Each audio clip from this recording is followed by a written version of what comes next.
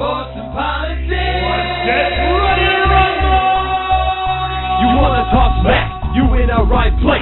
So take a step back before I get all up in your remember, because I don't remember. I remember every bit of this. You're the dudes holding on the phone line. Your voice will be heard, sir. Next caller, please. Oh! Jerry's gonna get him. Fantasy, sports, and politics. Fantasy, sports, and politics. Fantasy, sports, and politics. Fantasy, sports, and politics. Listeners are asking questions about this week's games, not Jerry's personal beef. So what's your thought?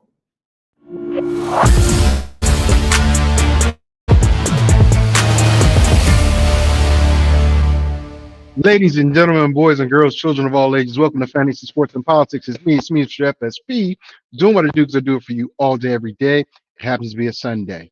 And on today's show, we're going to talk about several things. One, Shiloh Sanders got ejected from the Bucs' last game. He threw a punch. Felt he was baited. It is what it is. You can't throw a punch. Well, the Tampa Bay Buccaneers just released him. So Shiloh Sanders is the first Sanders to be released. I say the first because I strongly believe, fairly or unfairly, Shedeur Sanders will be released by the Cleveland Browns. That's going to be a topic of today. I'm going to discuss the parallels between he and if you can't remember this guy, it's because I think the NFL did something very similar. And I want to talk about Sam. I want to talk about, I just lost his first name that quickly. But last name Sam, solid defensive end out of Missouri who at the combine, he was a top 5, top 10 pick, right? But during the interview process with the media, he admitted to being gay. And from that point on, I believe the NFL made sure that he was a low draft pick, which he was, and then he was cut. It's a cold business. People do cold things and they don't know the consequences. But we'll talk about that parallel I have after we go over my top 15 fantasy quarterbacks. Now, look, if you're in a league and you haven't drafted yet, I want you to go back and look at all of my IDPs and IOPs and let me know what you think. Because some players are going to make it to a situation where you don't want to draft them, but you might have to. Having my guide in a PPR format. It's a PPR format. I can't stress that enough. It might just help you. I will give you a different viewpoint than what you have or what some others may have. Or we might agree. Who knows?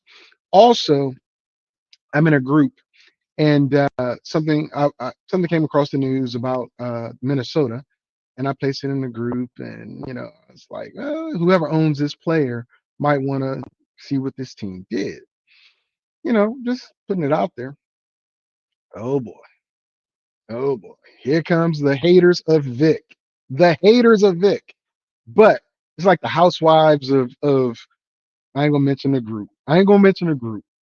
But yeah, they're just like what Michelle Obama say about Stephen A. Smith. Housewives of Atlanta. Yeah, some of these dudes are really like the housewives of wherever they're from. I ain't gonna mention their names, but anyway, just gave them free chicken, right? So I'm gonna talk about what Minnesota just did with their backup situation. If you didn't know, Sam Howell was traded to the Philadelphia Eagles for a couple picks, and the Vikings signed Carson Wentz.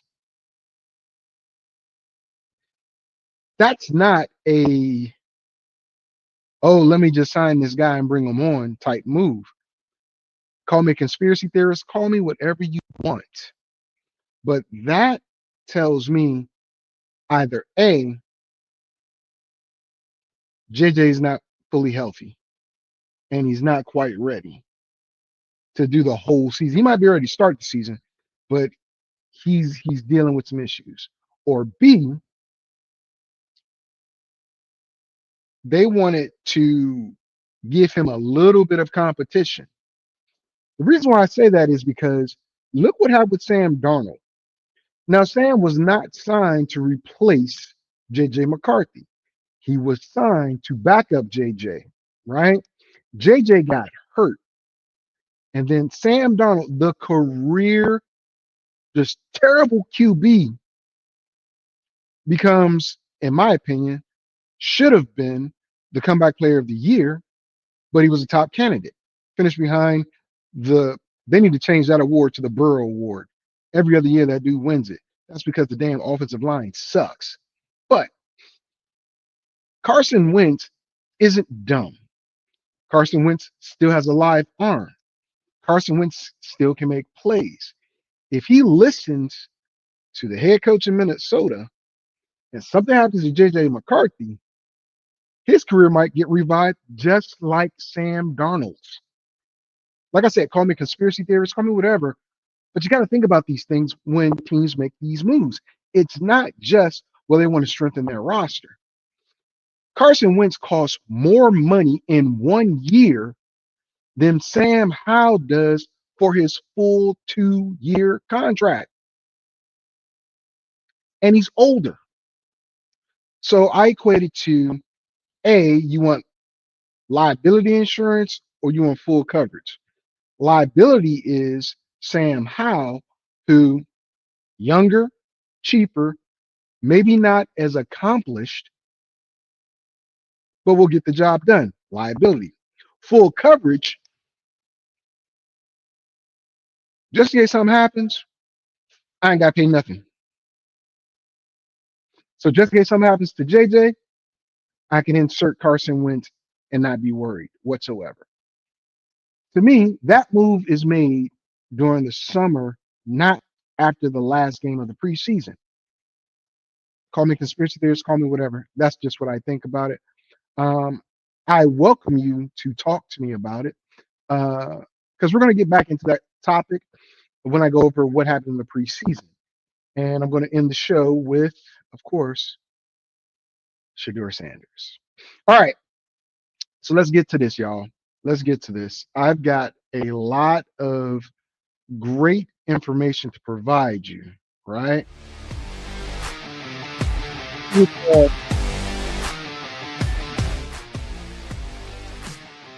Live. I'm gonna hit you with that. Now, if you're in a PPR league, the mobile quarterback is king. I can't stress that enough. The mobile quarterback is king. Now, I'm gonna tell you off the top, I do not have Justin Fields in my top 15. To me, Justin Fields is a guy you grab, who I had to grab yesterday, as a last result. It's a PPR league. So if he doesn't throw 20 touchdowns, but he runs for like 6 or 7, those are yards and touchdowns I get. Not worried about interceptions, because this league does not deduct for interceptions. And, you know, I don't care if he throws them, because it's not going to hurt me. It is what it is, right? But Justin Fields is not in my top 15. I love Garrett Wilson. I love Breece Hall. I love the weapons around him. I do not love his accuracy. But for the purposes of filling a spot, I chose him over Aaron Rodgers. I chose him over Russell Wilson. Even though I like the fact that Russell Wilson has Malik Neighbors, there isn't much there in New York. I saw what they did to Buffalo and all those other games. This is the preseason. The Giants are going to giant on offense. They are. All right. So let's start. Let's start 15. Here we go. At number 15, as you can tell, I have Brock Purdy. Some people have Brock Purdy at a more advantageous position. Some people have him like ranked number 10, ranked number 11, whatever the case may be. I have Brock Purdy ranked number 15 of my list for many reasons. No Deebo Samuels. No Brandon Ayuk, possibly up until week 10. CMC is a great running back who's coming off of injury, who will get a lot of his passes, but they just traded for Brian Robinson Jr., a pounder, a guy that can carry the ball a lot. San Fran might be going to a power run offense more so than just a run to set up the pass. They might be 2-1. Run, pass. Because all he has to throw to legitimately is George Kittle. Then Ricky Parasol has to be that number one. He has to be. And Jawan Jennings, he's steady, but not a threat. I can tell you he's not a threat because when he was the guy last year, when both Deebo and Ayuk were down, and Ricky Parasol was not, doing much because he had just got back healthy,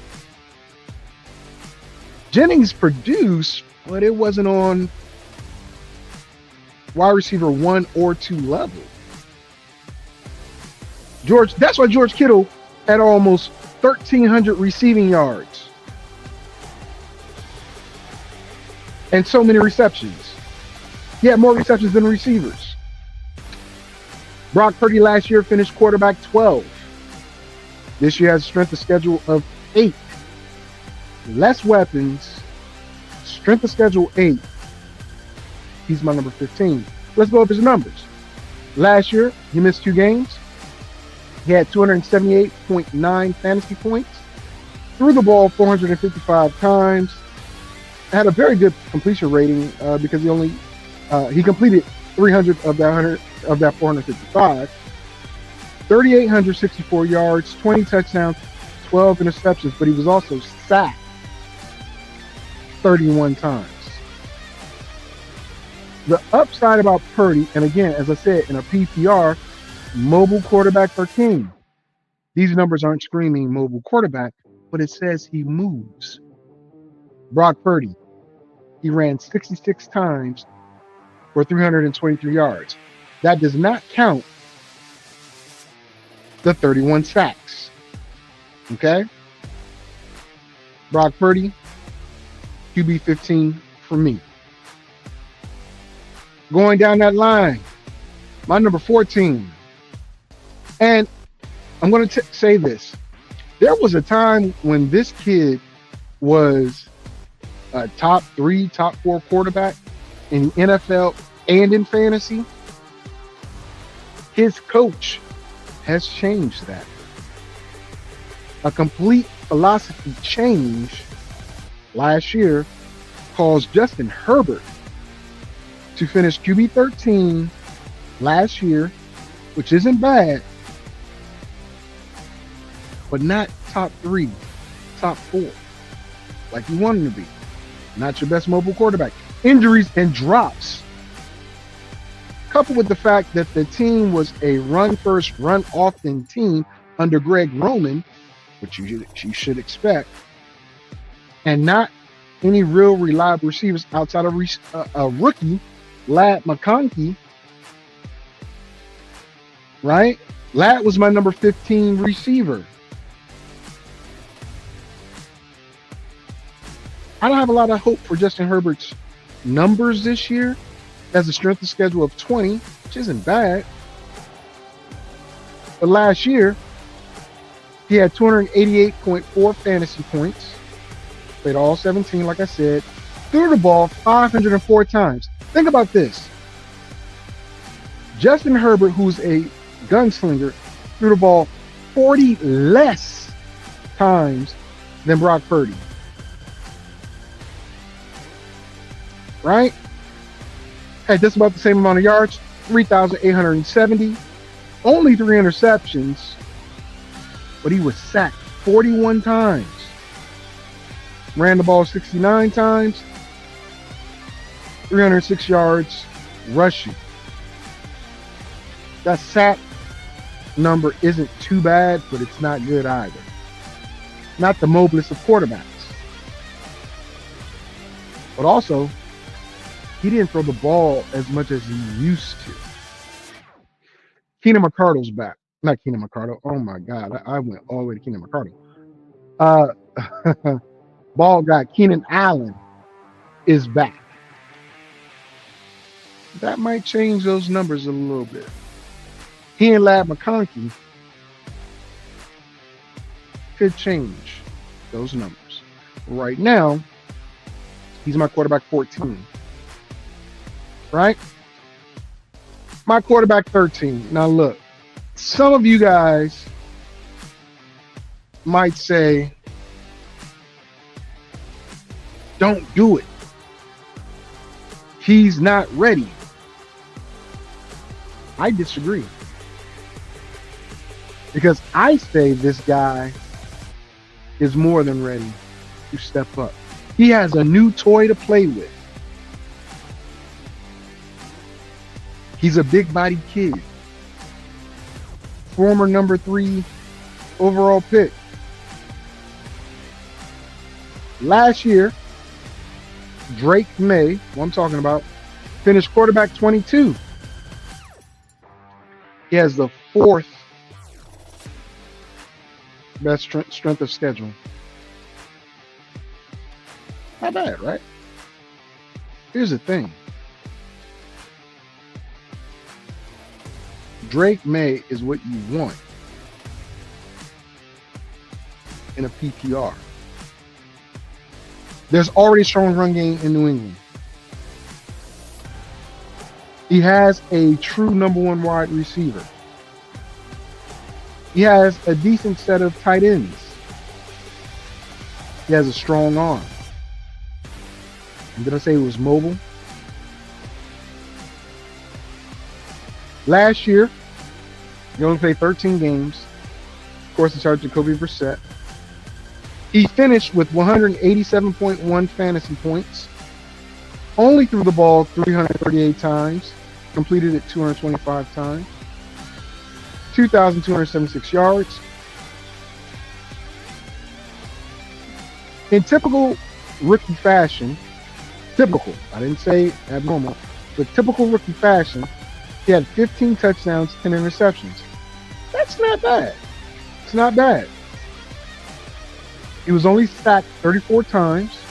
For a rookie, that is very good. Of course, he didn't play 17 games, but still. He ran the ball 54 times for 421 yards. I believe Drake May is going to run the ball a lot more than that this year. I think so. I think they're going to use his big body frame, the 2 explosive running backs they have, and use that read option or power QB run a lot to set up the one-on-ones for Stephon Diggs. I'm a believer. Yes, I have him outside my top 10, but at number 13, that's not bad. Considering there are 32 quarterbacks. There's no Trevor Lawrence. I'll tell you that right now. All right? Damn sure ain't no Cam Ward. Cam Ward. Personally, I believe Cam Ward has some maturing to do. But the weapons he has, I'm not confident in them. I'm not. Really not. But neither here nor there. None of those players are in this lineup. So let me go to my number 12. My number 12 has a lot of potential, right? He might be a little out there, right? For somebody's liking. I will say he had incompetent coaching last year, from the original coach to the interim coach. This year, he has a guy I wanted to be the coach of my team, but will that make a difference? I don't know. Head coach has already lambasted him in the media. I don't know what he said behind closed doors, but who knows? Caleb Williams checks in at QB 12. Last year he finished QB 15. This year's strength of schedule is 27th. Played all the games last year. 260.5 fantasy points. Threw the ball, decent rate, 562 times, 351 completions, 20 touchdowns, 6 interceptions. For a rookie, that is damn good. But here's the big thing. He ate the ball too many times. 68 sacks. Now, I'll say this. The Bears' offensive line sucks. Or it did. Ben Johnson made a point to get some guys in their offensive line, which is going to help Caleb. But more so, it's going to help DeAndre Swift in that running game. The best friend, I know people say the best friend to a quarterback is the tight end, whatever. But the best friends of a quarterback are a strong defense and a strong run game. The Bears' defense isn't that bad, but they're on the field so often they get worn out. There's a new defensive coordinator. Ben Johnson has stressed he's going to run the ball a lot. So I expect those 6 to 8 sacks to be drastically reduced. But this is the part that's going to be pretty damn good and pretty telling for Caleb. Last year he ran the ball 81 times. That's a lot. But remember, this is a PPR league. So that is a point. Or half a point, however it's looked at. He had 489 rushing yards. Caleb is a scrambler. He's not a runner, but he can. 20-6 is a very good ratio. The only thing that scares me about Caleb Williams, he eats the ball a lot. Maybe the run game and the offensive line help changes that. You never know. I know Bears fans are like, yeah, we're going to do great. We're pump your brakes. Pump your brakes a little bit, okay? Let's see how Caleb runs this offense. If he doesn't run this offense well,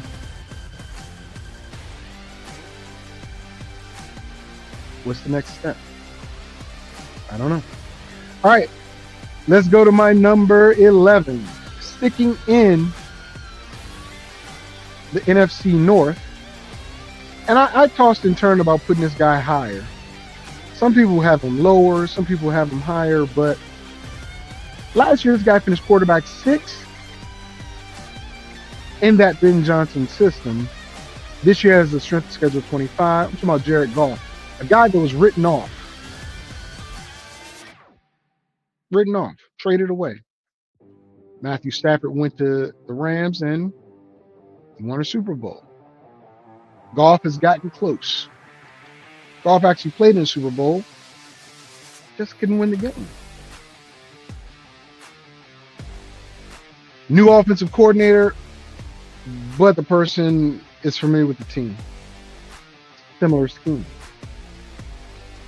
He still has a sun guy. He still has Thunder and Lightning and David Montgomery and Jahmyr Gibbs. I expect Jahmyr to go off this year.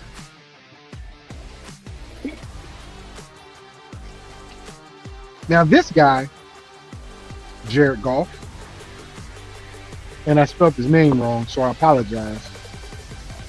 But J-A-R-E-D, not J-R-R-O-D, whatever. Sorry, I should have been right on that one. But Jared Goff threw the ball 539 times at 390 completions, 4,629 passing yards, right? 37 touchdowns, 12 interceptions. Not bad. Only sacked 31 times. Also ran the ball 35 times, but for only 56 yards. But what you're looking at are the weapons he has to go to. And those touchdowns, 37 to 12, is a very, very good ratio.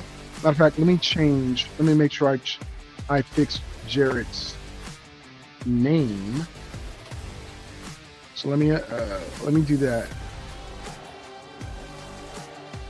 I don't need anybody having any issues. Jarrett. Okay. Jarrett Goff. So that ends 15-11. Now you might tell yourself, Vic already said there is no Justin Fields. There is no bum-ass Cam Ward. Sorry. Got emotional. There is no Trevor Lawrence. So who's in his top 4? Who's in his top 10? Well, here we go. Scroll across the bottom of your screen, guys. Number 10, I start with Bo Nix. Why Bo Nix at number 10? Some people have him higher. Listen. Last year, Bo Nix was a rookie. And believe it or not, he was in competition with Jaden Daniels for Offensive Player of the Year, Rookie of the Year. And he really shouldn't have been. If he was not throwing to Cortland Sutton, there were problems. But he's in my top 10 this year because I think he's developed in that system. And he's going to use more than Cortland Sutton this year. Last year, he finished quarterback number 9 as a rookie. This year has a strength of schedule of 7. Not good, right? But last year started all games as a rookie. 328.2 fantasy points is why he's in my top 10. 328.2. That's more than the guys I've already mentioned. That's why he's in my top 10.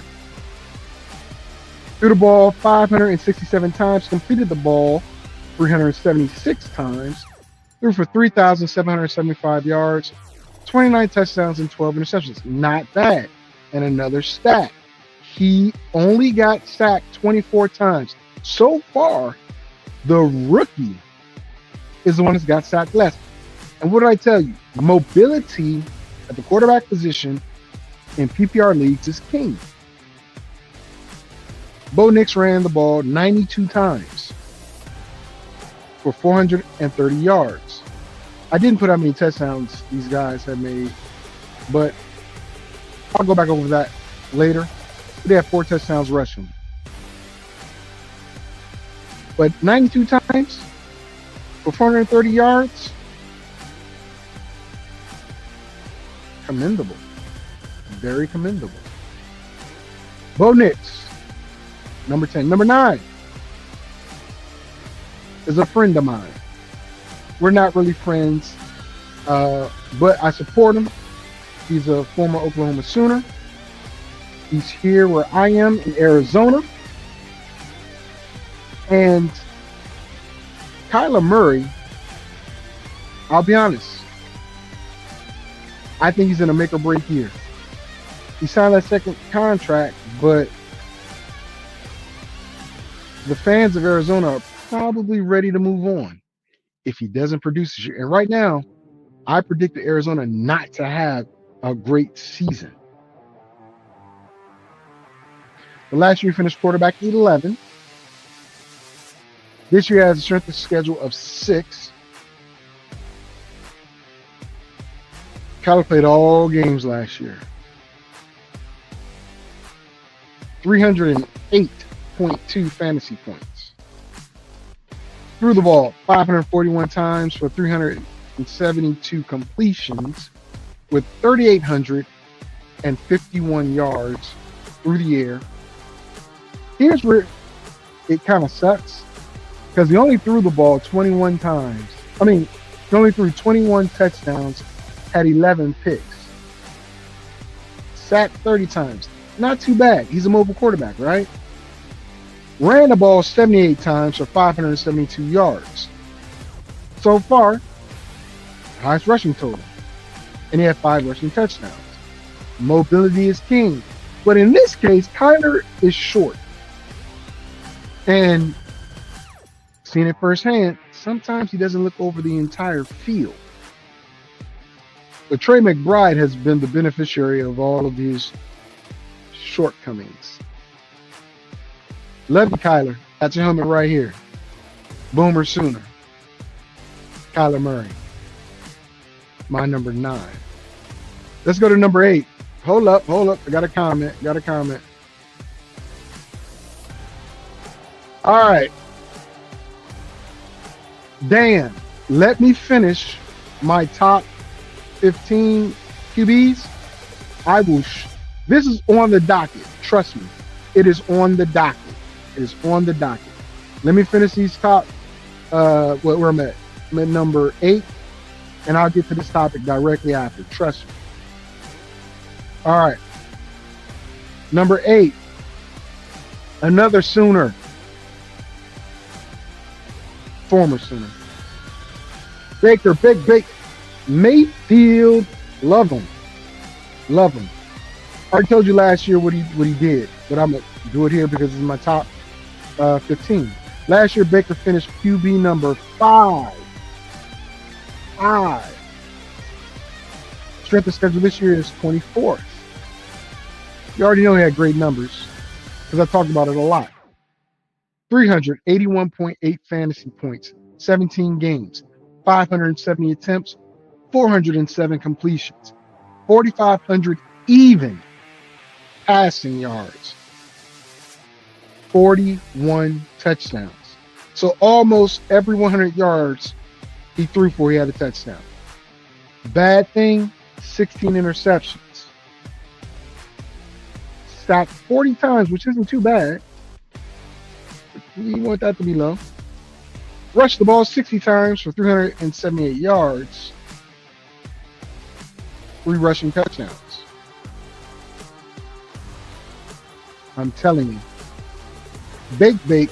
A lot of folks have Baker on the do not draft or watch out or beware draft list. And I understand that. I fully understand that because you never know what's going to happen here in Tampa Bay. I think Tampa's going to have a really, really rough start without Tristan Wirth. But we'll see. Tristan Wirth is that impactful. But Baker is my number 8. Number 7. It's going to upset some people. Frankly, I don't care. I don't care if I upset you with my number 7. The fact that this guy was the number 1 quarterback in fantasy for a little bit is irrelevant. He's winning championships. And he's not putting up the crazy numbers that you once saw him do. But that doesn't devalue who he is. He has to have him at number 7 because last year he finished quarterback 10 without all of his weapons. Talking about Patrick Mahomes II. Look, Hollywood Brown is not the answer. Hollywood Brown's also like a little nicked up as usual. Xavier Worthy didn't pan out completely the way that you wanted him to do as a rookie. I think he takes a step forward this year. Rashee Rice, his guy, he will probably serve as suspension, but he's there for the first 4 games. Travis Kelce will be Travis Kelce. Isaiah Pacheco. Oh my goodness. Patrick Mahomes has weapons. But I got him at number 7 because I think there's a little luster that's being lost in Kansas City. Why? Last year, Pat, he only played 16, set out the last game versus Denver. He only had 293 fantasy points, comparatively to a rookie and a few others who had over 300 fantasy points. Threw the ball 581 times, completed it 392 times, 3,928 yards, 26 touchdowns, 11 receptions. Very, very comparable to another quarterback who I just mentioned, Kyler Murray. He threw 5 more touchdowns, right? 5 less interceptions. Same amount of interceptions. But everybody likes Patrick. Patrick only got sacked 36 times, ran the ball 58 times for 307 yards and 2 rushing touchdowns. But Pat, temper your expectations with Pat Mahomes. Temper them. Temper them. Just be careful. I am a little tired, guys. Not gonna lie to you, a little tired. Let's go to number 6.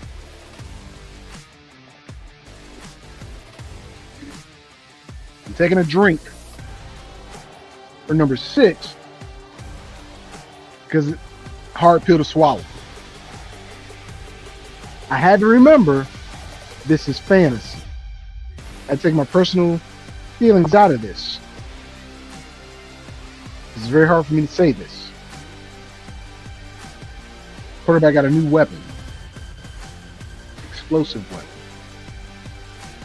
To go along with an already awesome weapon in CeeDee Lamb. I'm talking about Dak Prescott is my number 6. You might say Dak Prescott is number 6. He doesn't deserve it. Well, okay. He finished quarterback 30 last year. He was hurt most of the year. Strength of schedule is 29. But Dak has George Pickens, CeeDee Lamb. I don't know if it's going to be Javonte Williams or not in the backfield. But those two, plus Ferguson killing the middle, and a decent run game, Dak is going to have a huge year. Trust me when I tell you. And again, it really hurts to put him here. But last year he had 124.5 fantasy points, only played 8 games, 286 attempts, 185 completions. And in 8 games, he amassed 1,978 yards. Think about that.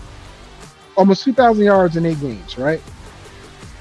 But here's where it was sucking because he didn't have a complement alongside CeeDee Lamb.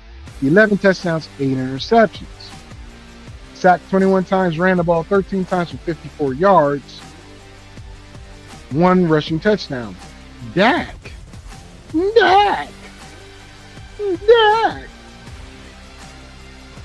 going to have an explosive year. I expect him over 4,500. Honestly, I expect him over 4,500 yards this year. Now, will that translate into wins for the Cowboys? I don't know. Ask Joe Burrow. It didn't for him.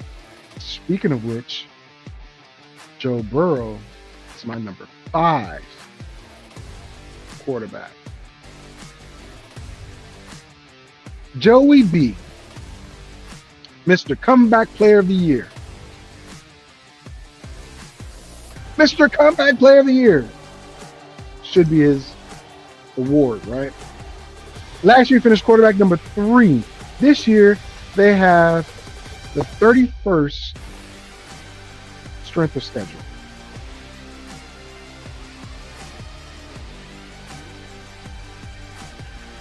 Last year he was healthy for the entire year. And this is why I have it to be number 5. 381.8 fantasy points. Huge. But targets equal opportunity for receivers. And when you throw the ball 652 times. 652 times. With 460 completions. 4,918 passing yards, 43 touchdowns. Led the league in touchdowns by 2. But here's the kicker: 9 interceptions. What? 43 touchdowns, 9 interceptions, 4,918 yards. Ran the ball 42 times for 201 yards and was sacked, not even the highest, 48 times. That's the thing. They don't know how to protect Joe Burrow. But 42 sacks of Joe Burrow is really good. On 652 dropbacks, that's damn good. Damn good. Joe Burrow, my 5th fantasy quarterback to take. Number 4, look, there's a lot of Sooners in the NFL at quarterback. You dig?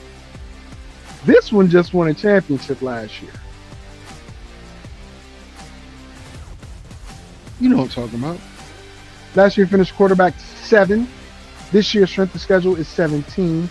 Jalen Hurts is that guy. Played all but 2 games last year. Got knocked out of a Commanders game, but it is what it is. 320.1 fantasy points. Check this out, though. He only threw the ball. 361 times. But he has 320 fantasy points. 361 times, 248 completions, 2,903 yards, 18 passing touchdowns, 5 interceptions, only sacked 38 times. Now, I told you the mobile quarterback in fantasy is king. It is. In PPRs, king. We can overlook the 2,900 passing yards. Overlook that. Right? We can overlook the 361 passing attempts.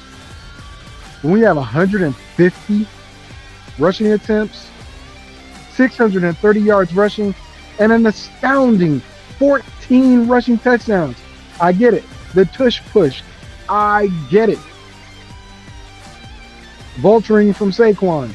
I get it. But the man accounted for 32 touchdowns. Only 5 turnovers. 630 rushing yards. And Jalen doesn't run that much.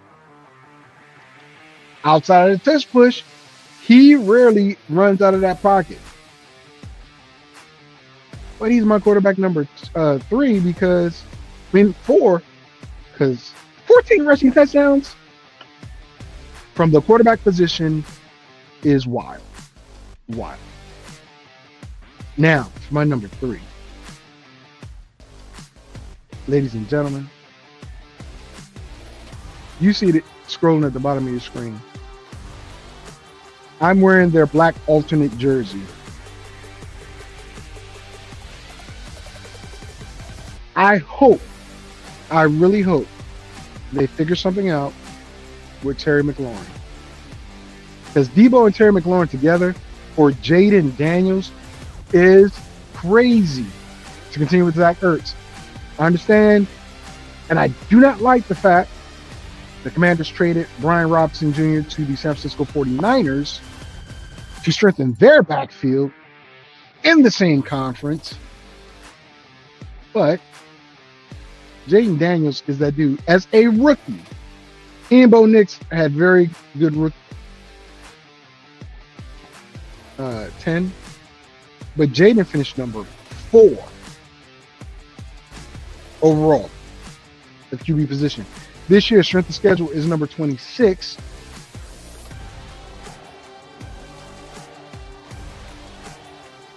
Let me explain something to you.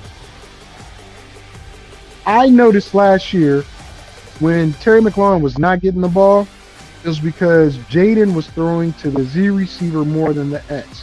What did Cliff Kingsbury do? He moved Terry McLaurin to the Z receiver.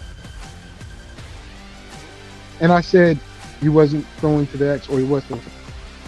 Jaden Daniels threw to the Z receiver more so than the X by design. That's why Noah Brown became a fantasy hot pick. Once Noah Brown was moved to the X and Terry McLaurin's moved to the Z, Terry McLaurin numbers, Jaden Daniels numbers,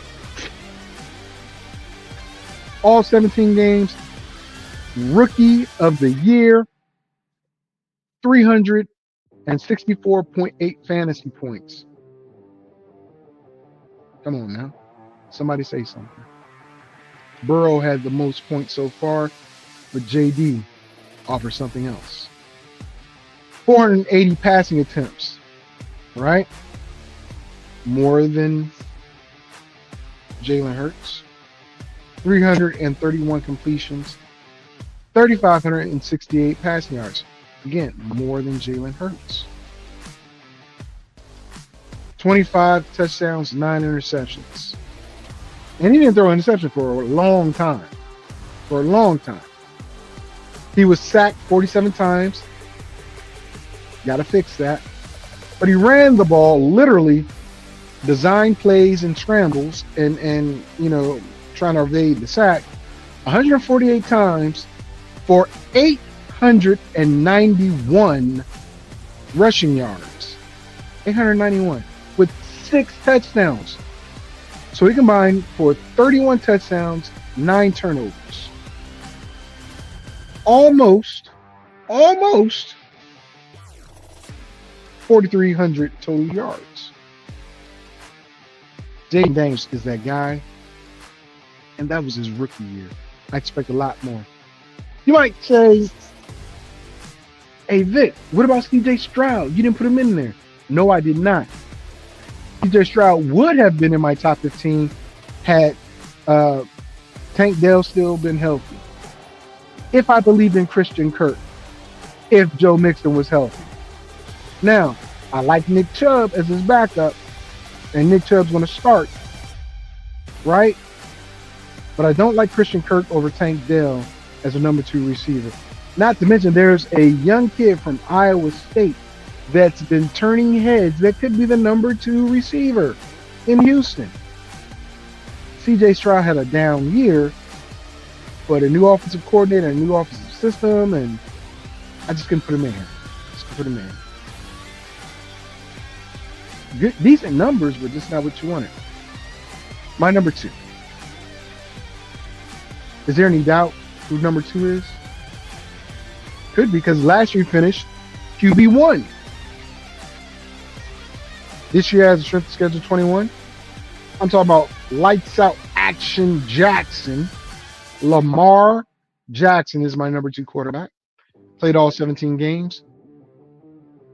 434.4 fantasy points. Filthy. 474 attempts. That 4 is a big number that keeps popping up. You'll hear it a couple more times. Completed 361 attempts. 4,172 passing yards. 41 touchdowns. 4 interceptions. Remember I said 4 is going to come up a lot? Woo! 4 horsemen. Only sacked 23 times.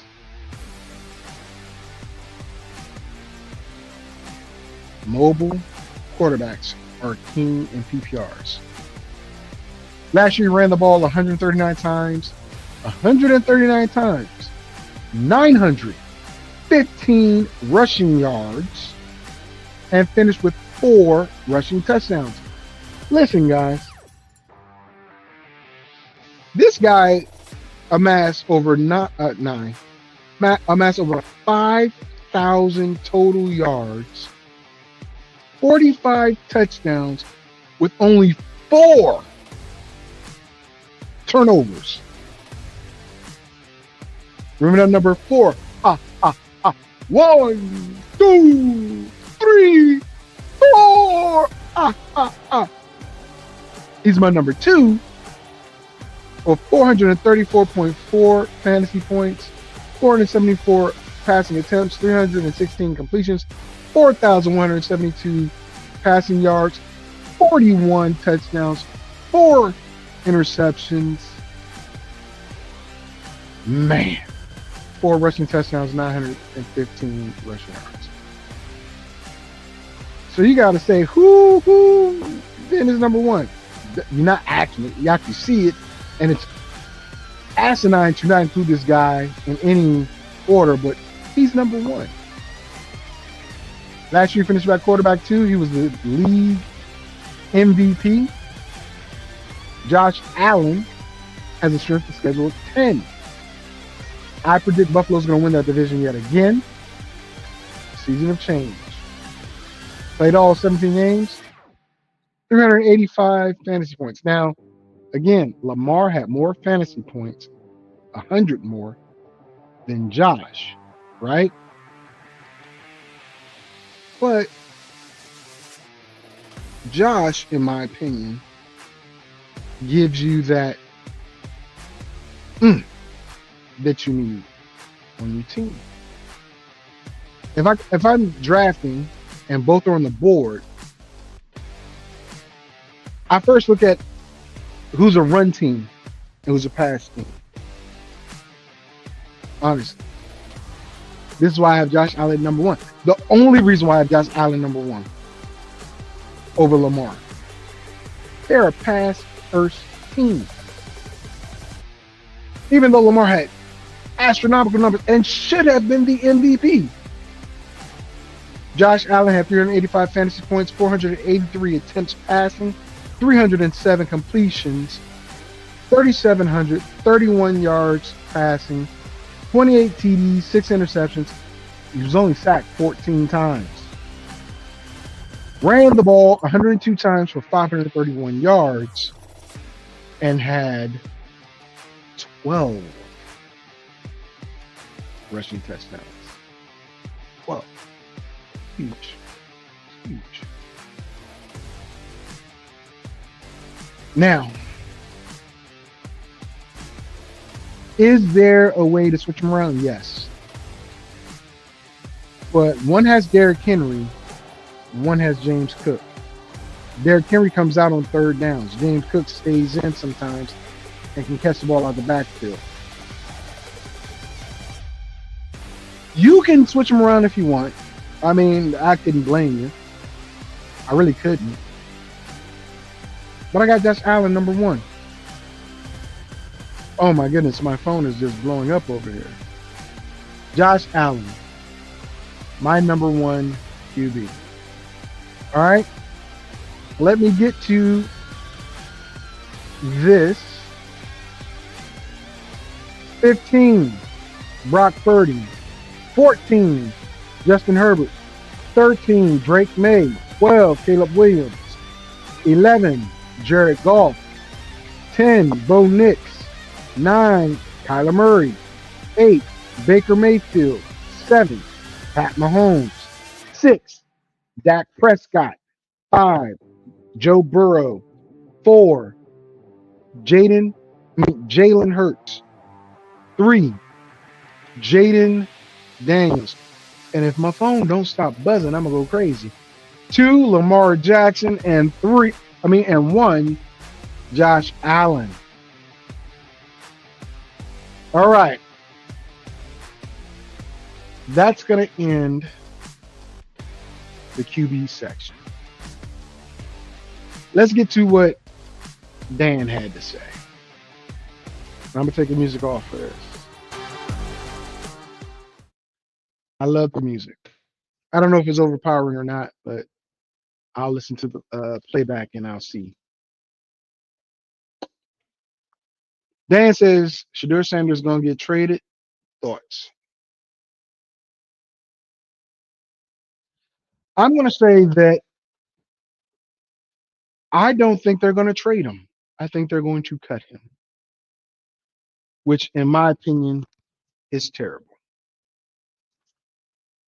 But if they do trade him, a landing spot I see him going to, Tampa Bay. You might say, Vic, well, they just cut his brother Shiloh. Shiloh got in a fight in preseason and got ejected as an undrafted rookie free agent. You can't do that. Can't. He signed a 4-year contract. Okay. He's a special teams player in the NFL.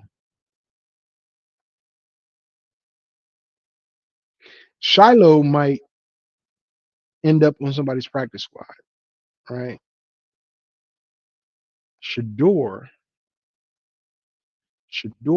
should end up as someone's backup. Now I'm going to tell you my thoughts on this. Michael Sam, that was a guy I couldn't remember, but Michael Sam was a well-known college player out of Missouri. Best defensive end in the game at the time.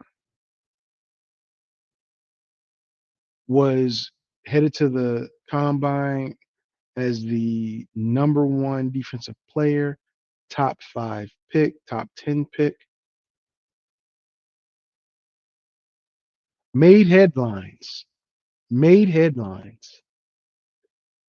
during his open mic session. Of course, during his open mic session with the media, and admitted that he was gay to the world. Right?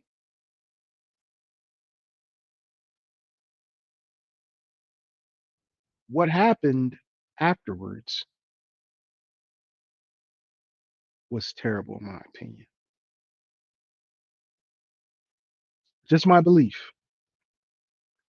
Michael Sam fell to the 6th round, I believe, after being listed as a top 5 overall can't miss prospect,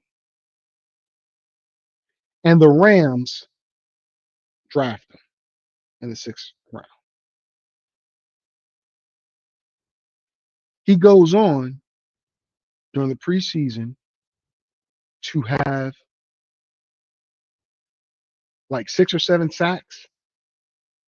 Back up a little bit. During the draft, cameras are all at his house, so on and so forth.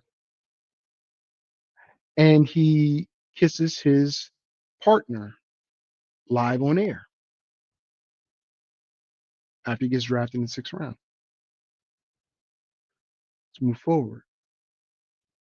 Like I said, comes into the league at defensive end, moves to defensive tackle and bounces in and out to both positions. Leads the league in sacks during the preseason. Gets cut on the final cut down. Never to play in the NFL again. He went to NFL Europe, not NFL Europe. He went to Europe leagues. He went to Canadian League, all this other stuff because of his sexuality. Not his gameplay. Not his gameplay, but his sexuality was an issue. The crazy thing about that was in sports, we say it doesn't matter what you look like. It doesn't matter, how tall you are, how fast you are, how slow you are. It's about your heart and what you can give to the team. Yet this man who was leading the league, not just the Rams, the league in sacks during preseason, gets cut. He goes on to have some mental issues because he couldn't cope with what had happened to him. He and his partner ended up breaking up, whatever. He's in Europe coaching and all this other stuff now. But the NFL did that to that man because he dared to tell his truth. There are some bigoted people that are fans that didn't like the fact that they let an openly gay player, play in the NFL. But what happened? Several other gay players came out the closet that were already on teams and being good contributors or better contributors, right? But the NFL, the owners, my opinion again, the owners ensured the slide of Michael Sam. The owners made sure, even though this guy who led the league in the preseason in sacks, I think he had 6 or 7. And remember, they played 3 games. And he didn't start all those games. The NFL did that. Beef, I'm going to put your comment up right now. And then I'll get to my other statement. I'm not going to read it yet, but I'll get to my other statement. Colin Kaepernick took a knee on the sideline. First, he was just sitting down. Then, on the advice of a Green Beret, decided to take a knee. We all know, it's been documented, what owners have said about him and that protest. We know what Jerry Jones said he was going to do to any Cowboy that decided to take a knee during the national anthem. Remember that? We also know the owners, because it was on tape, conspired against players when they were trying to get certain things done for them.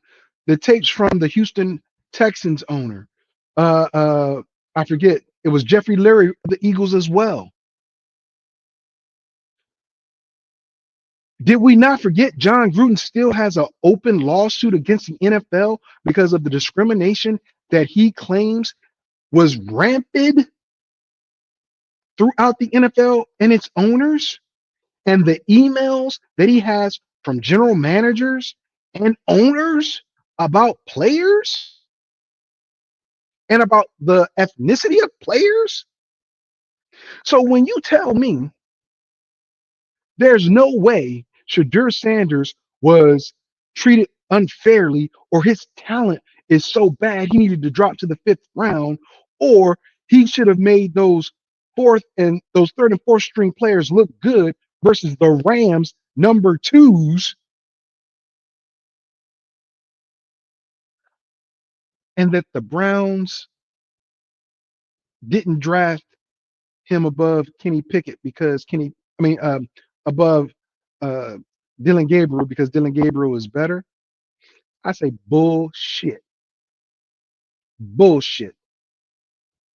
The reason why Dylan Gabriel looked good yesterday, and people are saying it, not just analysts like me who don't have a huge platform, but people on CBS Sports Network, people on other networks, they point out the hypocrisy and the difference in what I keep saying Kenny Pickett, what Dylan Gabriel had versus Shadur had yesterday.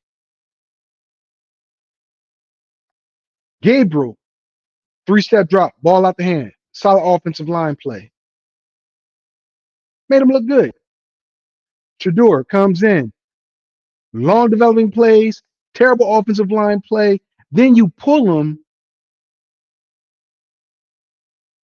for the last drive of the game.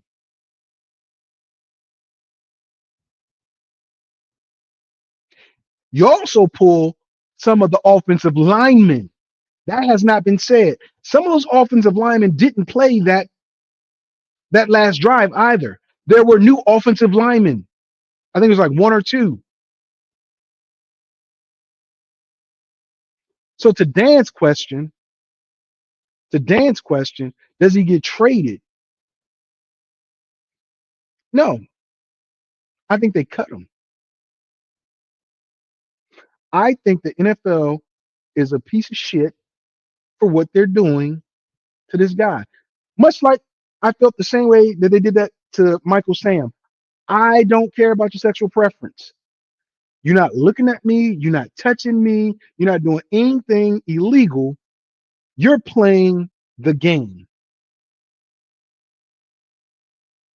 If you could play with somebody that has sexually assaulted multiple women, if you can play with habitual drug users, you can play with somebody that's gay.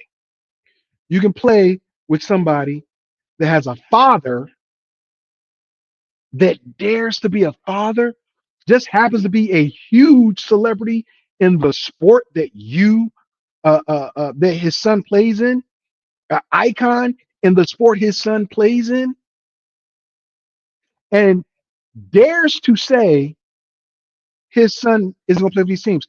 Oh, did we not hear what Archie Manning just said this week about Arch Manning?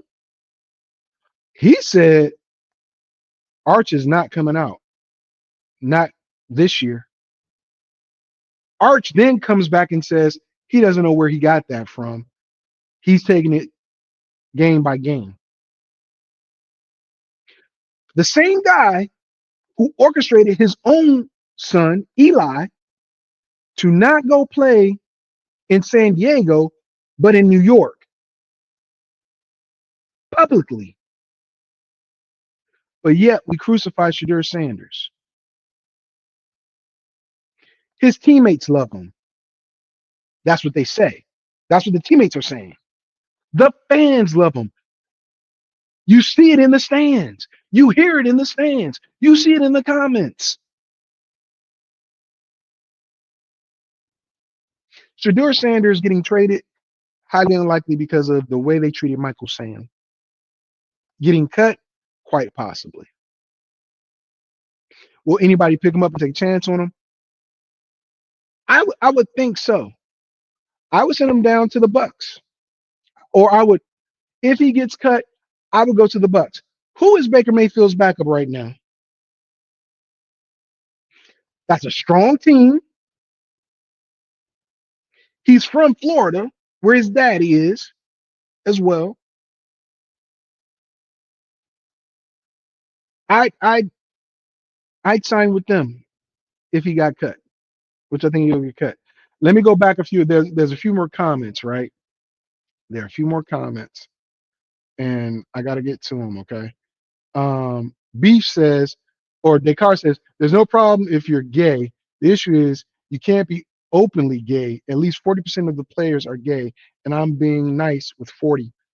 Here's the thing, Beef, and I call him Beef because that was his high school, and we play high school football together, semi-pro football together. This dude is he's turned into a very good friend to me. In high school, we were cool because we were on the same team. But after that, life's, man. Beef is one of my good people that I will do whatever I can to support him, and he does the same for me. But that's the thing, Beef. Why can't he play openly gay? Is that a rule? Because what happens in the locker room stays in the locker room, right? What happens in the locker room stays in the locker room. He ain't touched nobody. He ain't do it. Michael Sam didn't do none of that. But I only use Michael Sam's situation to show how the NFL will manipulate a situation and propel a player's free fall in a draft for whatever reason. Speaking of which, Beef, Descartes and I are going to have a show Wednesday.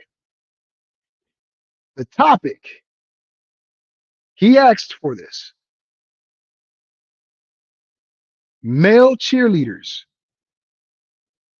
openly gay male cheerleaders, not just male cheerleaders, but openly gay male cheerleaders in the NFL. He wanted to talk about it. So tune in Wednesday, 6 p.m. Eastern, 3 p.m. Pacific, because I'm going to let Beef share his side. Beef thinks differently than I do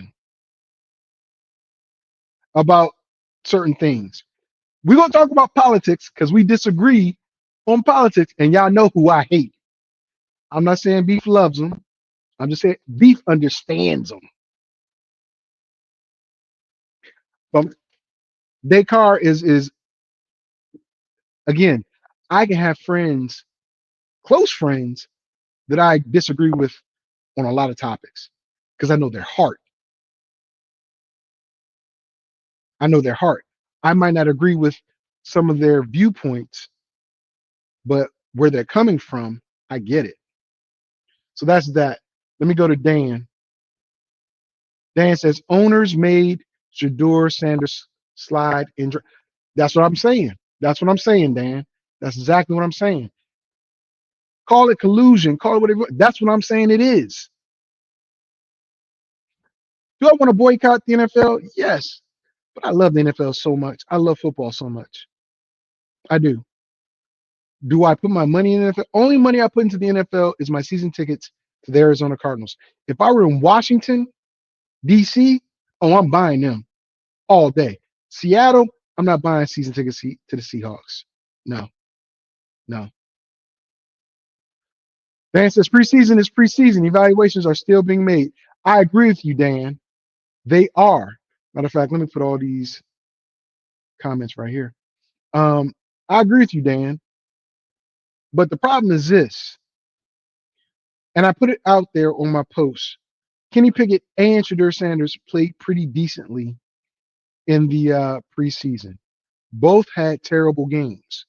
Here's my question I ask. Where do you value a pick six and a fumble versus 5 sacks with a piss poor offensive line? Dylan Gabriel had a pick six and he gave no effort. He could have tackled the guy that made the interception, but he gave a effort to try to tackle him. Right?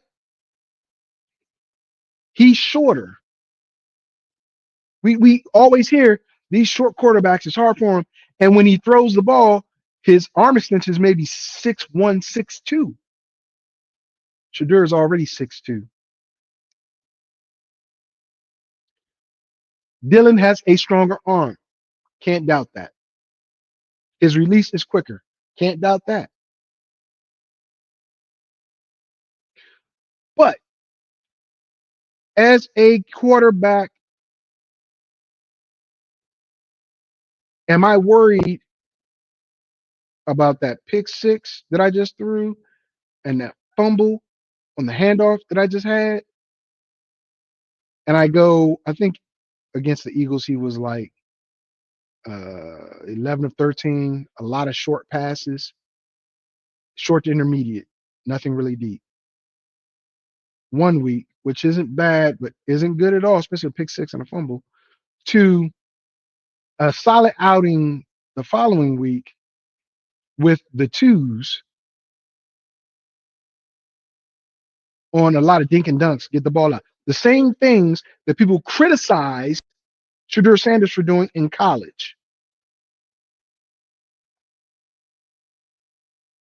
So it was bad for Shedeur to dink and dunk in college, but it's okay for Dylan Gabriel to do it in the pros to look good. And then Shedeur gets stuck with 3s and 4s against 2s and 3s and a Swiss cheese offensive line.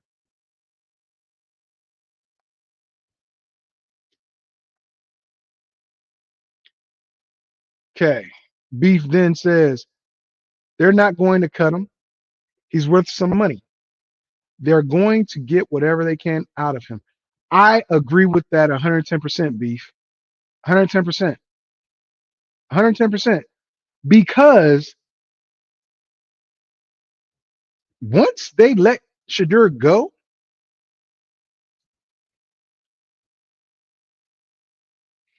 the heat they're going to catch. But the question was, what do I think they're going to do? I think they're going to cut him. Should they cut him? No. Who's going to trade for him? That's my question. Who's going to trade a future pick for Shador? Again, I go back to Tampa, who wants to prepare post Baker, which I say maybe 2-3 years. And if you give Shador that 1 or 2 years behind Baker to learn and reset, because Ibuka will be the #1 receiver down there very soon. Godwin's still hobbled, but he's returning probably by week 3, week 4. But Mike Evans probably got maybe 1 or 2 years left. Send him to Tampa. That's what I say. All right. And here's what Dan says. Dan says, too many racist and bigots own teams, AK Jerry Jones. To this point that Dan just made, did you guys catch the interview between Stephen A. Smith and Jerry Jones, where Jerry said, we got him for 3 years. It don't matter. Talking about Michael Parsons. Michael reportedly turned down $203.5 million, $146 million guaranteed, would have made him the highest non-quarterback in the NFL. Report is, he said it's not just about the money. So what is it? Probably the culture. Yeah. Look what Dan said. Jerry Jones versus Colin Kaepernick to his team. He was willing to cut anyone who took a knee during the national anthem. Owners, hence the term, treat the players like property.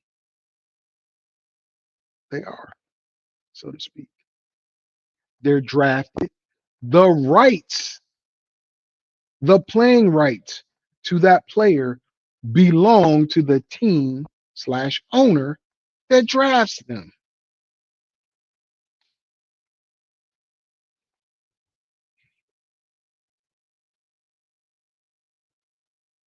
They're a commodity.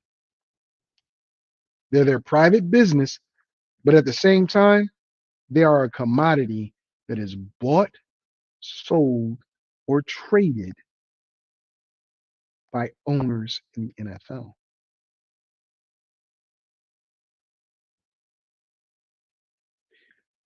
We all know the majority of those owners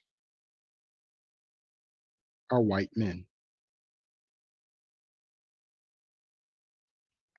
There are a few minorities. I get it. But here's a question. Brian Flores just had his case, I think it was earlier last week, his case versus the NFL for discriminating against minority coaches for the hiring practices reinvigorated. The court said there's enough here to prove Flores' point, so it can go forward. Just imagine this. Even though John Gruden has his own case versus the NFL in a similar fashion, because he was the only one that got caught and paid the price for his part in the derogatory and racially charged emails. What if Brian Flores were to use some of those emails in his case versus the NFL? And we discover, look at it like the Epstein files. Look at them. There are a lot of people in those Epstein files that this administration does not want to get hurt. And the previous administration did not want to get hurt. But there are some pedophiles in those files that we should know about. There's a registry of sex offenders that these people need to be put on.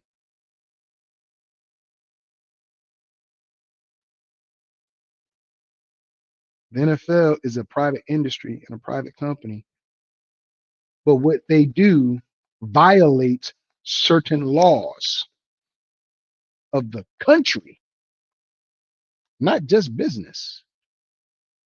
Private industry is private industry, but that doesn't put you above the laws of the land.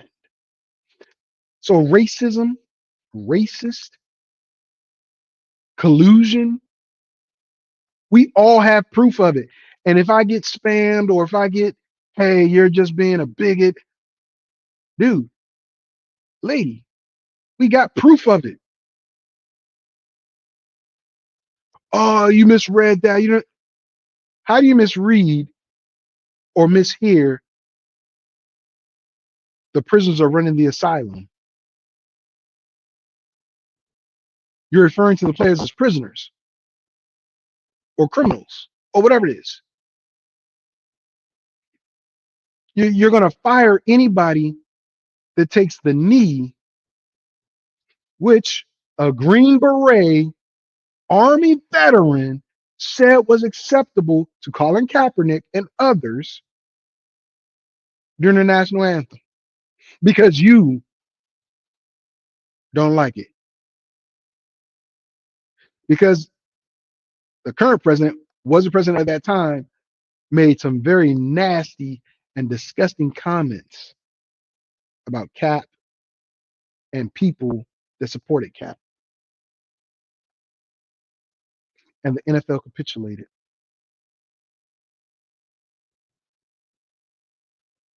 Yeah. Yeah, Dan, you're right.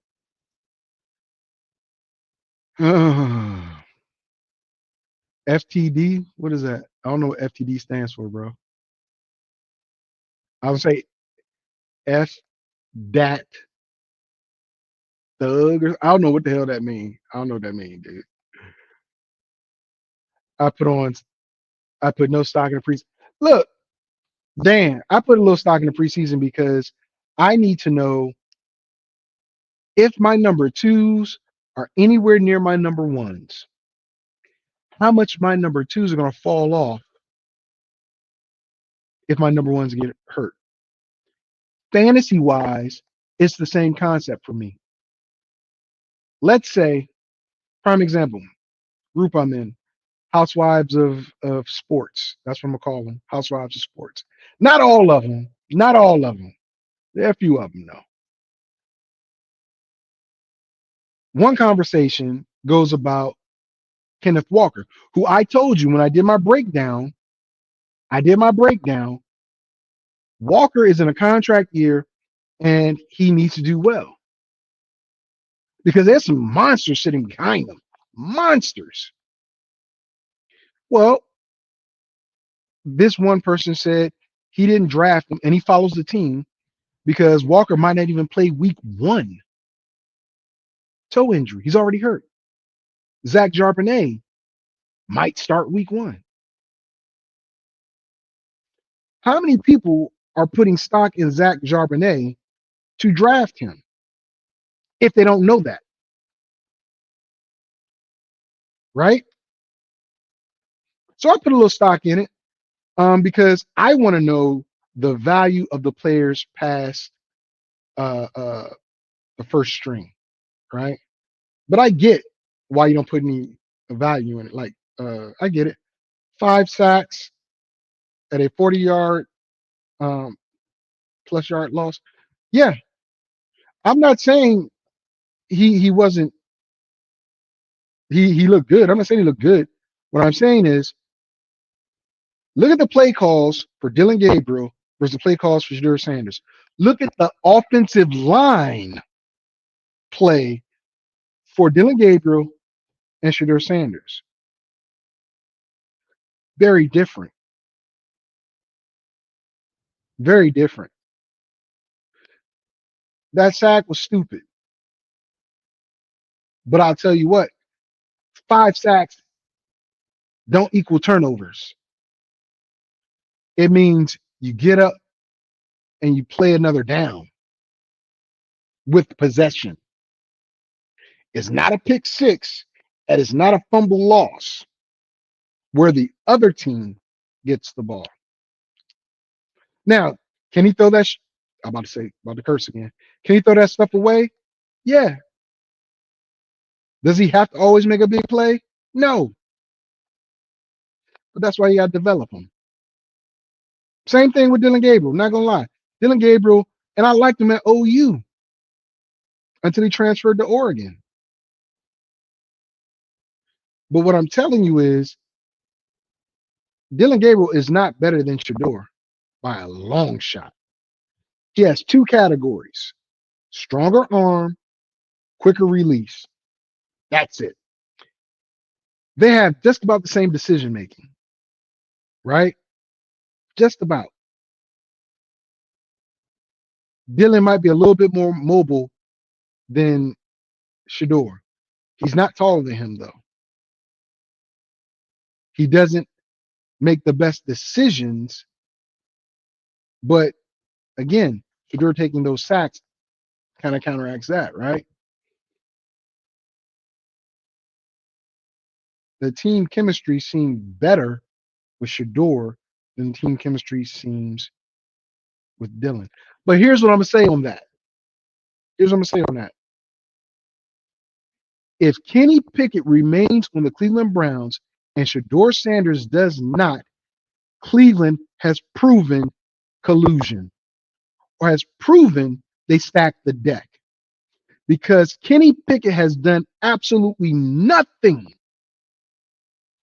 against live fire.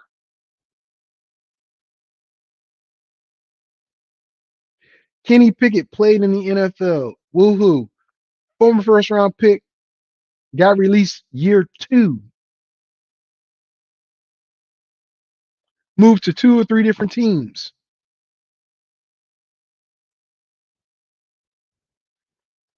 Has been hurt all preseason and camp. So if anybody gets cut, I don't care how they spent, what, a 6th round pick on Kenny Pickett? A 6th round? Okay. So you lose a 6th round pick.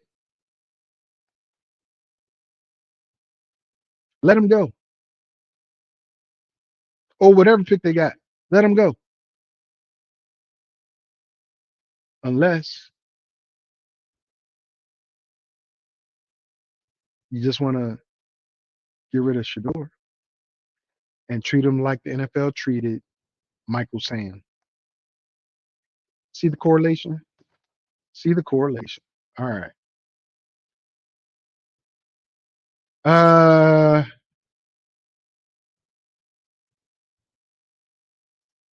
Dan says, as a fan, I don't put stock in preseason. As a coach, there's a heavy stock in preseason.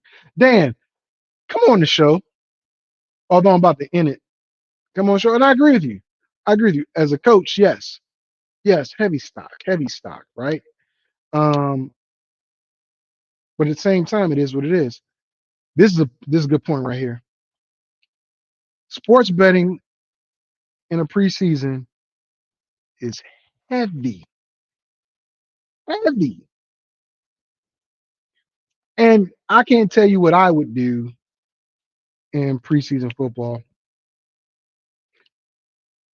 because I'm definitely not picking a winner or a loser. Let me put it that way. Hold on, Dan. Hold on. I know you sent it to me before, and I know I have it, but give me a second. Email this to Dan. I'll email you this invite, dude. Just give me a second. I wasn't gonna stay too long, but since you want to come on, and you know I love you, brother. I'm always about that smoke and having a good conversation, especially when I know I can jab at you.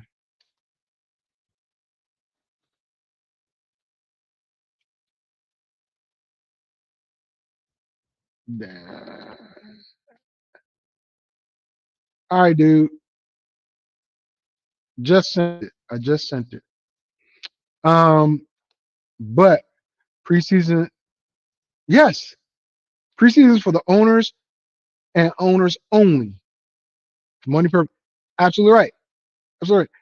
You're not going to get a sellout of a preseason game unless it's like the Hall of Fame game, right?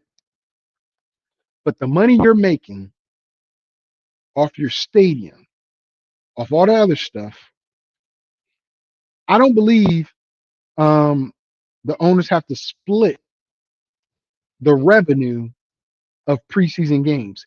It's only regular season games because of the TV contracts, right?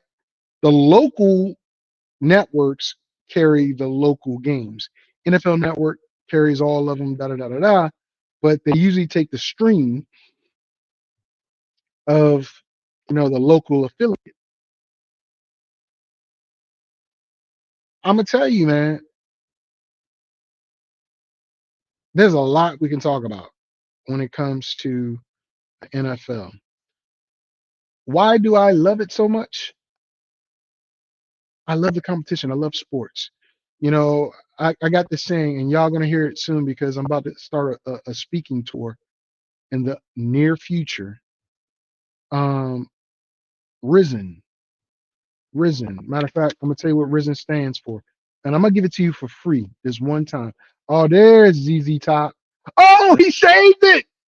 He shaved it. He looks like a human being. Yeah, I see that long hair. Probably got a mullet under there. Probably got a mullet. But dude, let me finish my dude. Tie it back up. Now it looks like an old witch. Look like some old witch. Anyway, risen, resilience, integrity, survival, endurance, never quit. Right? When you are going through anything that's a trial or a tribulation in your life, whether you're religious or not, you either rise to the occasion or you stay low. And I'm going to tell you, Shador rose to the occasion. I do not like the fact that he got taken out the last 2 minutes. Dude, it's a preseason game. Win or lose, you're going to learn something about your players. Kevin Stefanski, I do not buy you were going to throw Snoop Huntley in for the last drive of the game. I don't buy that. But when you got that resilience, you endure the situation, you never quit.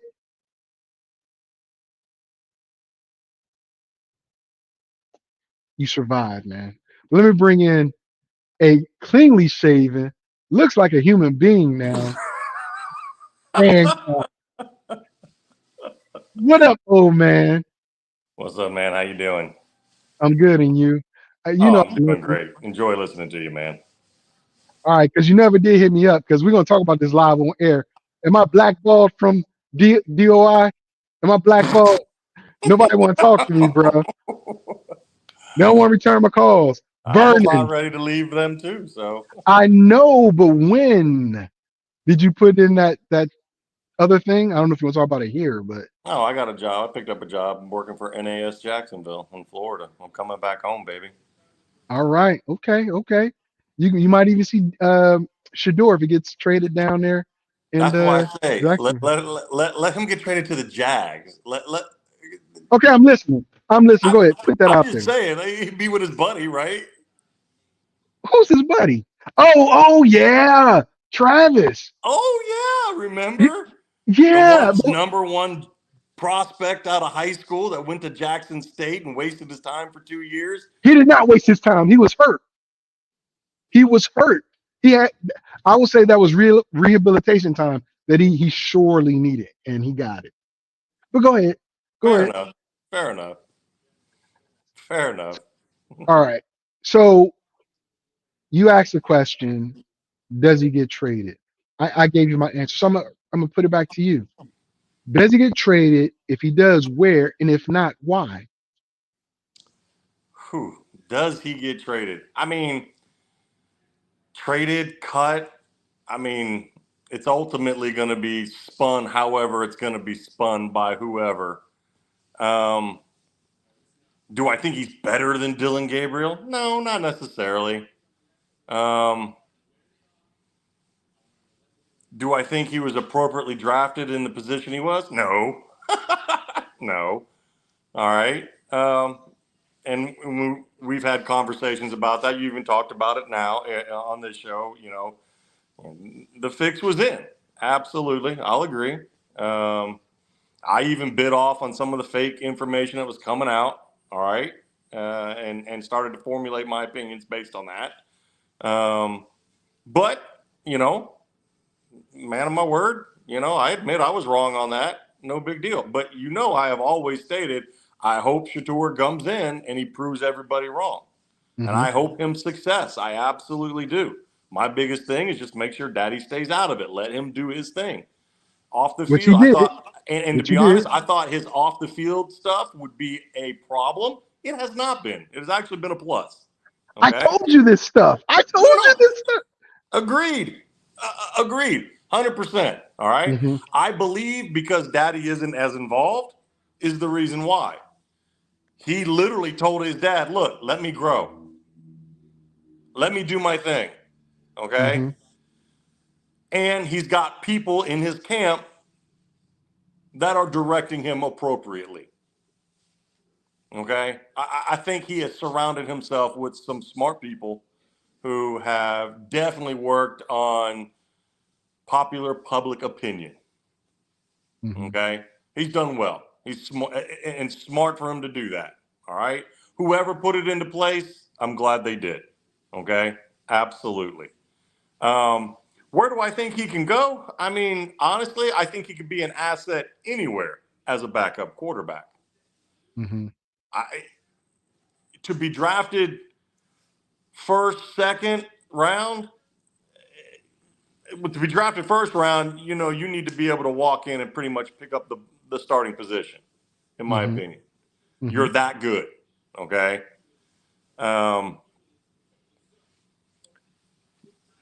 You don't think he's that honestly, good? where I would have put him is third round, just Mm-hmm. due to the fact that if he was that good coming out of high school, he probably should have gone to a D1. Well, not that, you know, Jackson State isn't D1. However, they're not in the power conference. He should have tried to go to a power conference, something like that. Dylan Gabriel, I mean, and Dylan Gabriel didn't go to a power conference. I get that. All right. I'm not, you know, trying to make that comparison here. No, he did. He did. Oregon's in the Big Ten. No. I got that. I'm talking about when Dylan Gabriel first started playing college football. He was at UCF. Correct. And then he went to Oklahoma. He had 2 years and then like 3 games, got injured, broke his femur or something like that. Yeah. Rehabbed himself, went to Oklahoma. And even his first season in Oklahoma, he was 50-50. Okay. Yeah.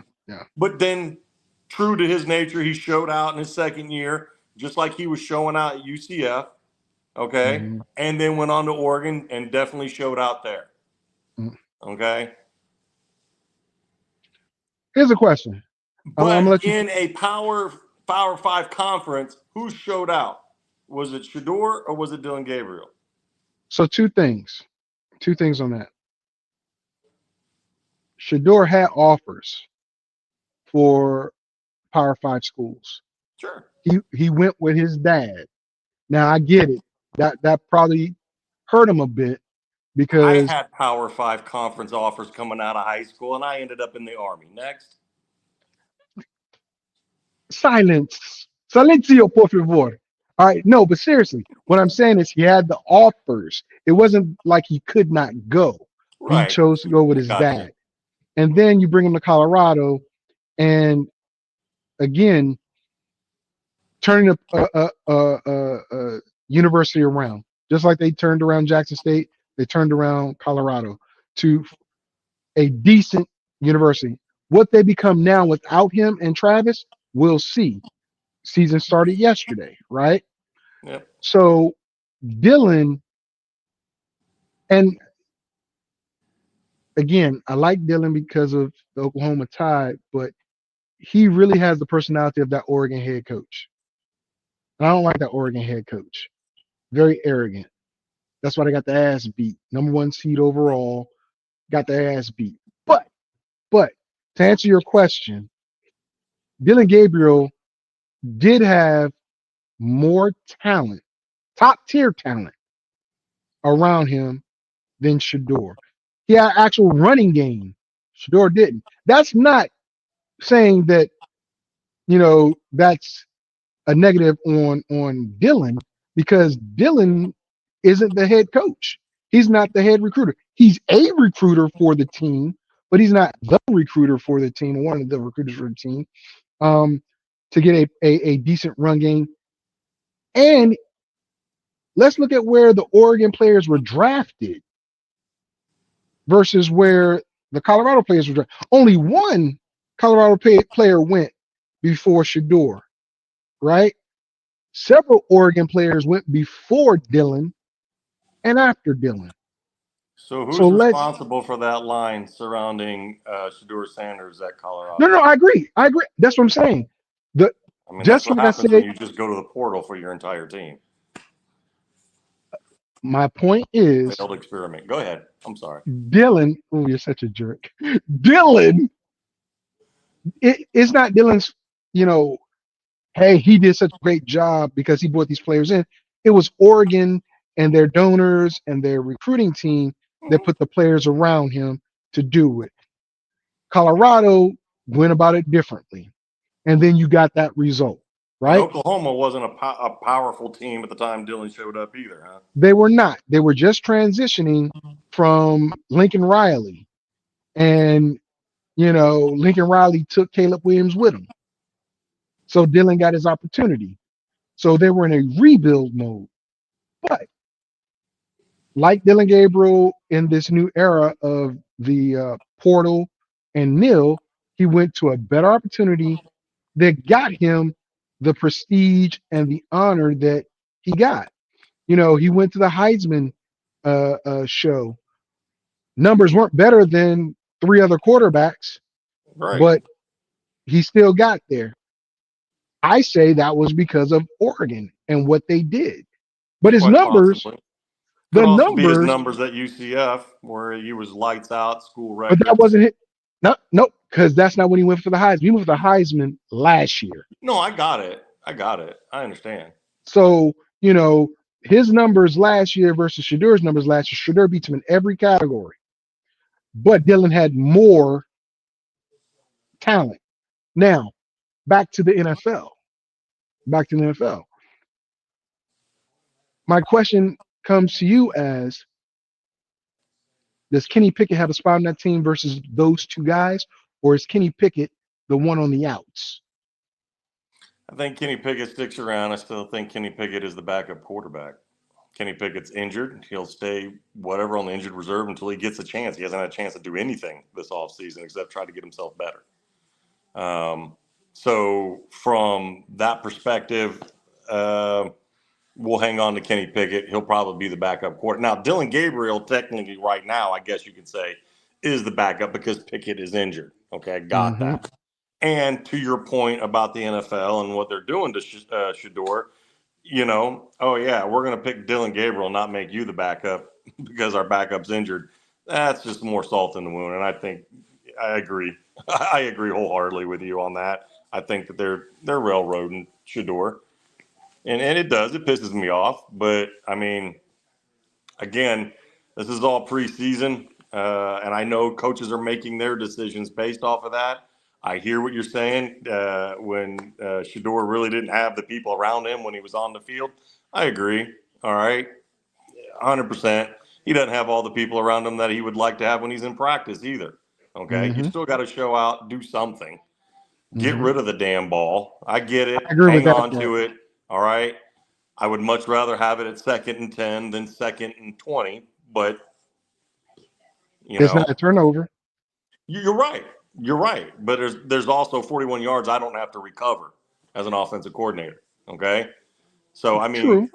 I'm again, you can't go broke gaining yards. All right. You're not going to go broke gaining yards. You're going to go broke if you go backwards, though. Okay. As long as you keep moving forward. That's that old, wing T, 3 yards in a cloud of dust. 3 yards of All cloud of right. dust. Look at Yep, the yep. Army. Look at Army's team. 3 yards in a cloud of dust, right? Okay. Well, Again, so that's my question. Do you prefer to have that pick six and that turnover versus the sack? I'll take the Because pick six. what? Don't mean shit. It's preseason, dude. I know, but if this is real live games, I'm talking about. Let me clarify. Let A me clarify. regular season? Oh, Yes. regular season? Yeah, you take the sack. You definitely take the sack. But take the sack. Don't Yeah. back up 10, Yeah. 12 yards and take the sack. Yeah. Okay? Yeah. Learn to get rid of the ball when it's time to get rid of the ball. Yeah. Okay? I Which, agree. to be honest, is Shador's training because Colorado did not have the greatest of line. He's used to having to run around and scramble to try to Hmm. get rid of the ball. And he had his buddy there that he could throw to. All right. At a moment's Hmm. notice, that dude is magic. He's a unicorn. Okay. Hmm. Just throw it up. He'll bring it down. All right. I don't think he really has that right now. Okay. Plus, he ain't got his daddy's speed. Yeah, I saw that. I was gonna post it. I was like, He ain't got his daddy's speed. He no, he is don't. not breaking it like his dad did. All right. No. So, I mean, that is what it is. And you can work on some of that speed and you can work those fast twitch muscles and stuff like that. But then again, as a 5th-round pick or whatever, am I really going to waste my time on it? We'll see what you can do. Okay. We will put you in situations, but you know what? I get it. He doesn't have the people around him. You know why? Because we're evaluating those other people too and seeing Okay. how they're doing. Just because Shador's in the game doesn't mean that everything is about him in that moment. Man, I Oh, got no, to no, look at no. the receivers. I got to look at the line. That line ain't that great. Okay. But those I dudes are know. trying to make the squad too. So I got to give them a shot and take a look at them too. So why put Snoop in on the final drive and not let Shador finish? We're done looking at it. Done. Okay. I'm done looking at what I got in front of me. Let's throw something else out there. The game's For one basically ended drive? anyway. For one drive, you're gonna throw okay. Okay. I, Preseason. I get it. I get it. But you already know what Huntley has. He has years of tape. For one drive, Dan, we're talking about one drive. We're talking about practice. We talking Okay. about practice. Playoffs. You want to talk playoffs? Okay. How you go from Iverson to what's my man down in Indianapolis? You know what I'm talking about. Whatever. But okay. I hear you. I hear you. And I respect your thoughts. I do. I don't know Um, why, but go ahead. shut up, dude. Shut up. Uh, but but I just wanted to get your thoughts on this situation because to me, I equated it to Michael Sam, not Yeah. Michael Sam's, you know, reasoning, but the way it was done. Yeah. Oh, yeah. For You sure. know, The NFL's crooked left and right.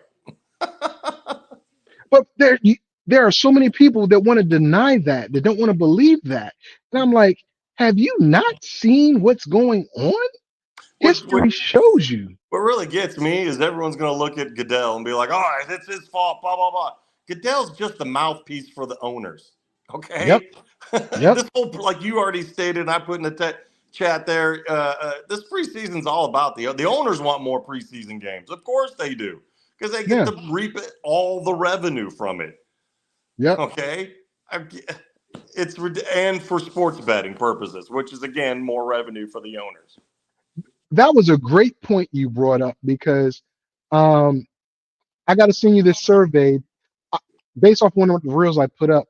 A PhD candidate sent me a survey about fantasy sports, and You call it fantasy sports. I call it Dungeons and Dragons for football. Anyways, go ahead. same thing. But the premise of this study is about social interaction, and then does betting? I think one of the questions was, does the betting enhance your social interaction experience? And DraftKings, FanDuel, and all these other hybrid organizations have partnered with the NFL. They're betting on kids' little league or the World Series little league, right? Sports betting has done, in your opinion, has done what to sports? It has pulled more eyes, more attention, more viewership, if you will, which then drives ratings, which then you now can push for a bigger contract payout from the broadcast people and this and that. So again, it's all about the owners making money. Okay. Um, it's not good for the sport at any level. Okay. It's not good for the sport at any level. You know, my dad always said the definition of a lock is to keep an honest man honest. If you're a Mm, dishonest person, you're going to do dishonest things. hmm And that's all sports betting is, because if you get dishonest people, they will do dishonest things in order to tip things in their favor. Excuse me, in their hmm favor. Okay? Sports betting. Okay. I mean, they just let Pete Rose. Posture. I That's mean, messed up. Possibly letting them just in. now. Like, I know. really? I know. And the only reason why they're doing it is because sports betting's so big. So do you think Bonds, Rodriguez, Sosa, McGuire, or or Roger Clemens gets in anytime soon? I think anyone who juiced shouldn't get in. Okay. Okay. Well, that was because I was trying to make the parallel here because the sports betting versus juicing, both are not good for the sport, even though they actually did something good for that sport. They just did it with an illegal route, an enhanced route. Okay. Um, Look, man, I don't want to hold you up. It's Sunday, but when do you take off? Brother, I'm on FMLA, and you understand what all that means. I'm on FMLA until the day I sign in, which my orders state 21 September. I got to go back just to clear and have the movers pack out my house. Okay. That Well, that's you need that literally is going to be 3 days, 2 days to clear, 1 day to pack out, and I'm on a plane back home. you need to literally hit me up, please, like you promised, so you can tell me what's going on over there. I mean, Because I ain't been there in a month. no, I get that, but you get emails.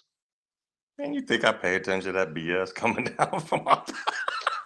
Jesus, I ladies do and my own gentlemen, thing. I be where I'm at. I give you Daniel Carr, ladies and gentlemen. Only reason why I ask is because October 1st is coming. And I know a lot of people that thought they were safe might not be safe. And No, that's no. going to be some. Look, You said, the cut, even the minimal cuts that have happened at the DOD has screwed up all my orders and getting stuff squared away for this new job. It's been pulling teeth, man. mm, People are working out of position, not knowing what they're supposed to be doing. They're paying for my move, but telling me I need to contact DOI for transportation needs. I'm like, excuse me, you're the one paying for the move, not DOI. What the hell's going on here? So yeah, I mean that's all stuff outside of sports. And yeah, that's what I say. Hit me up. Hit me up. But because I start teaching on the 2nd, I got freaking 9 days. 9 days. And then it gets real, baby boy. Them kids don't know what's coming. Well, those young adults don't know what's coming, bro. They don't know what's all I coming. gotta say is, whatever the information is that you're sharing, it is your job to ensure that they get it, they know it, and they understand it. Outside of that, it's all on them. I know. Check it. Okay. I But if need they you. don't get it, don't understand it, It's on it's me. your job to find a way for them to do that. I know. And speaking of which, I'm inviting you to be a guest speaker Oof. to. It's the class is small group communication. Something Small you're case. good at that stuff. Remember, you used to be an instructor. You used to Still be am. a good one. I don't know what you are now. Oh, snap. Oh, You know I love you, bro. You know I love you. okay. You know I love you. But no, seriously, I got to submit some names so they can vet them. And I would love to have you be one of my Yeah, guest sure. You know speakers. I'll do anything for you. I'll wade through hell and fight a circle saw if that's what you need.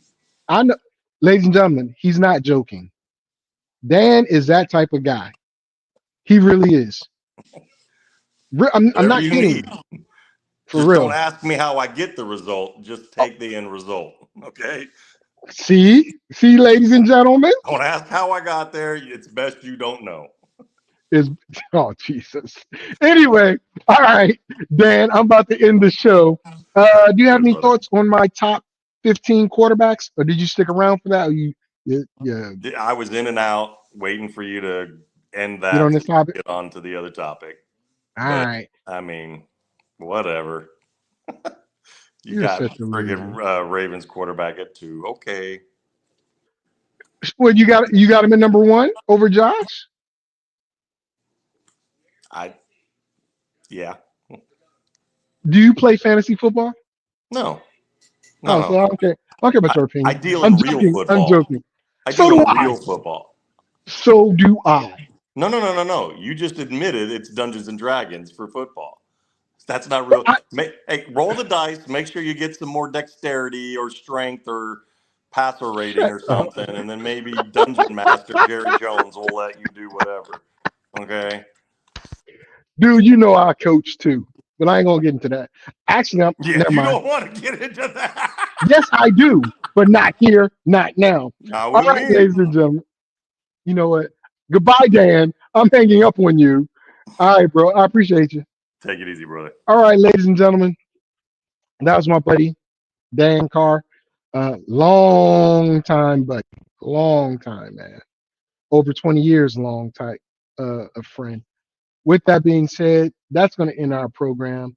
Wow, a 2-hour program. Didn't expect it to go that long.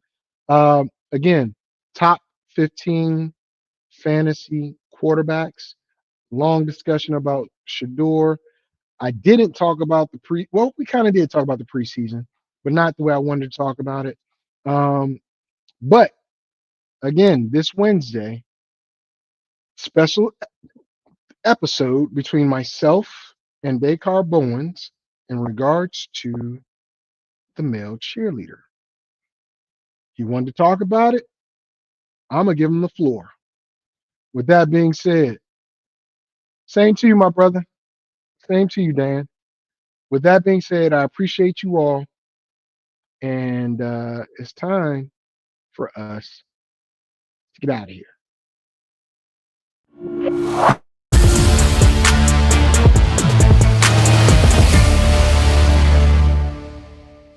Fantasy, sports, and politics. Get ready to rumble! You wanna talk smack? You in the right place. So take a step back before I get all up in your Remember, face. because I don't remember.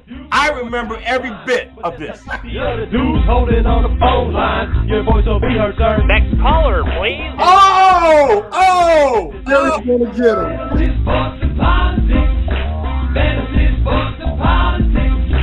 Fantasy, sports, and politics. Fantasy, sports, and politics. Listeners are asking questions about this week's games, not Jerry's personal beef. So what's your thought?